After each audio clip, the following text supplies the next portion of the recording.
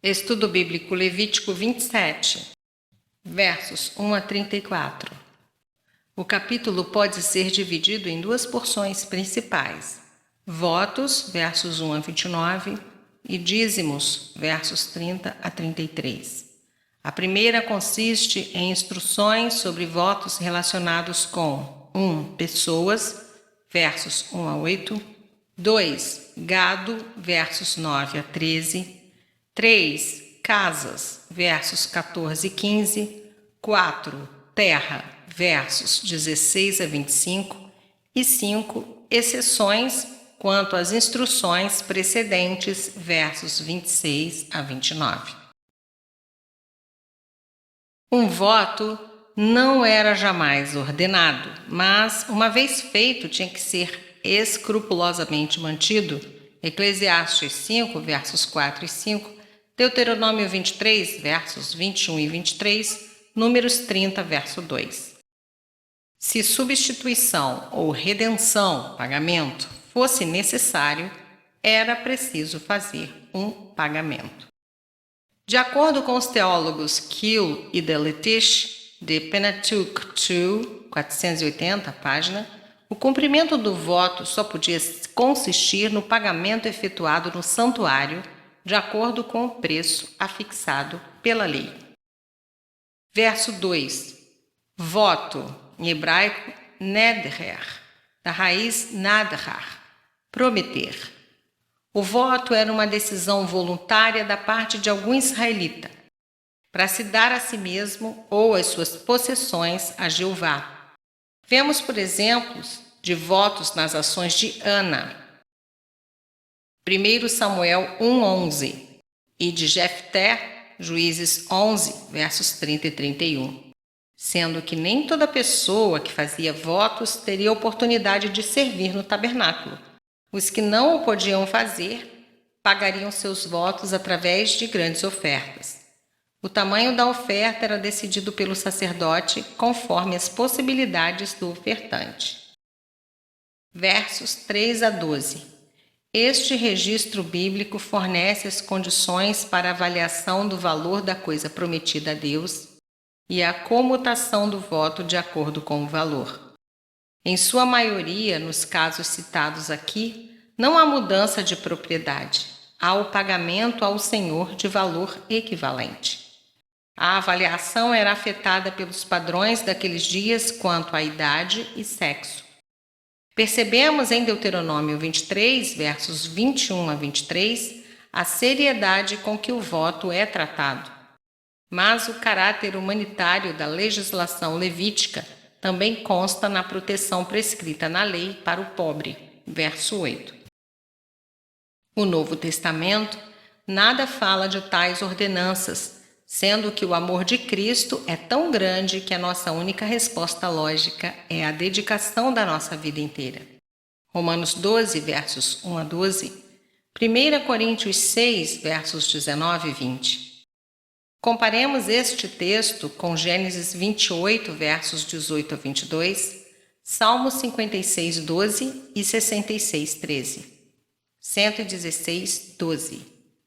Pessoas e posses prometidas para o serviço de Jeová podiam ser resgatadas, exceto no caso de tratar-se de um animal trazido como oferta.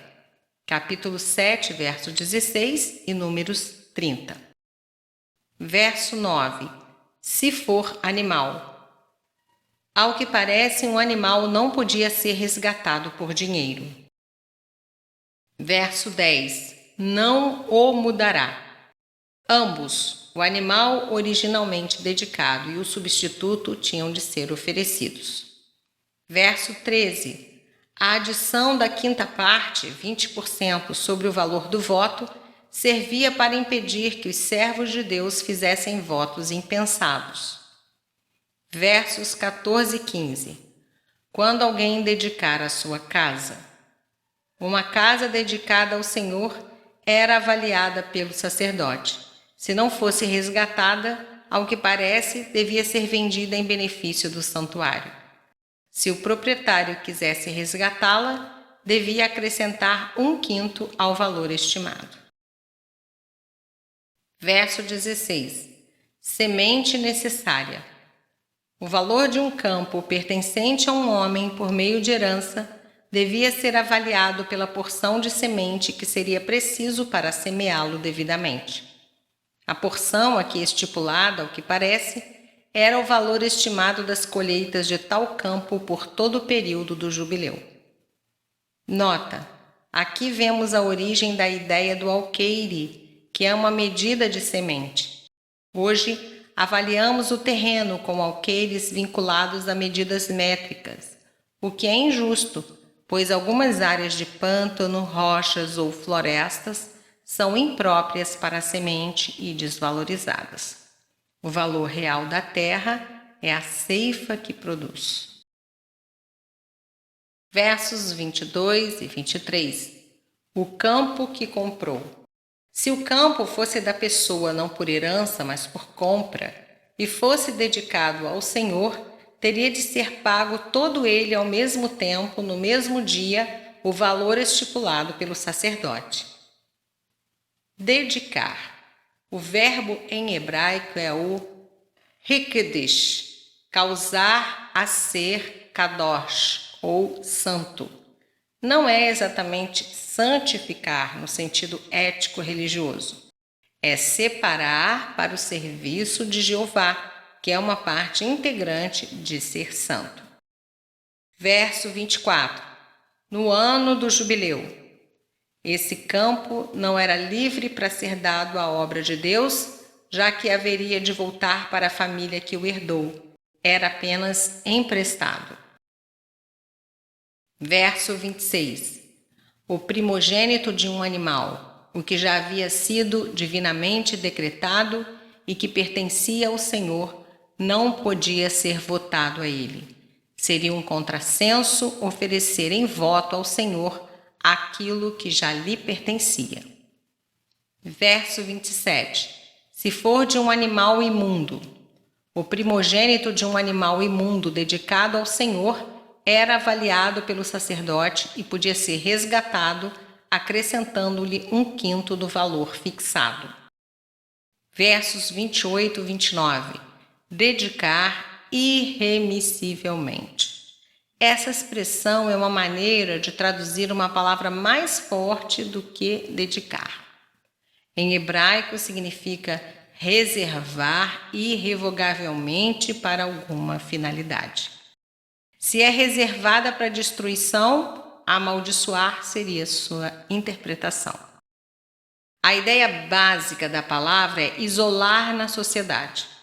Um item colocado sob tal dedicação irremissível em face de voto feito ao Senhor devia ser considerado santíssimo, literalmente, santidade das santidades. Era entregar algo a Deus de maneira irrevogável e irresgatável. Verso 29. Ninguém que for dedicado irremissivelmente se poderá resgatar. Em certos casos, pessoas podiam ser colocadas sob tal interdito e tais pessoas tinham de ser condenadas à morte. Não nos parece que essa dedicação fosse feita ao bel prazer de meros agentes humanos. Mais provavelmente era feito oficialmente e usado contra aquelas pessoas que, obviamente, resistiam à santificação de vida que os ligava. Verso 30. Também todas as dízimas da terra. Os dízimos pertenciam ao Senhor e estavam sujeitos às mesmas regras de resgate dos animais limpos que eram dedicados, versos 9 e 10. O dízimo é uma oferta que proclama que todas as coisas pertencem ao Senhor. Indica que somos gratos a Deus por sua graça e que nossa dedicação a Ele é total. No Novo Testamento, somos admoestados ainda a dar em proporção ao que Deus nos fizer prosperar.